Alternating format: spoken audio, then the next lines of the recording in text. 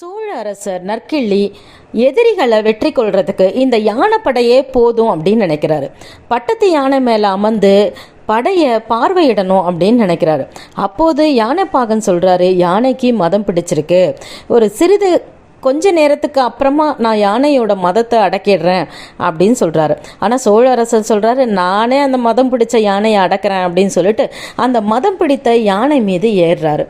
யானை அந்த இடத்துல இருந்து வேகமாக என்ன செய்யுது, ஓட ஆரம்பிக்குது. அது கருவூர் கோட்டையை நோக்கி போகுது. அப்போ சோழ வீரர்கள்லாம் எவ்வளவு முயன்றாலும் அந்த யானையை அவங்களால பிடிக்கவே முடியல. கருவூர் கோட்டை மீது சேர அரசர் என்ன பண்ணுறாரு, இரும்புறையும் புலவர் முடமோசியாரும் பேசிக்கிட்டே கோட்டைக்கு அருகில் யானை ஒன்று வருது, அது மேலே ஒருவர் அமர்ந்து வருவதையும் பார்க்குறாங்க. யானை அருகில் வந்ததுன்னு தான் முடமோசியார் சொல்கிறாரு, சோழ மன்னன் கோப்பெரு நற்கிள்ளியார் அப்படின்னு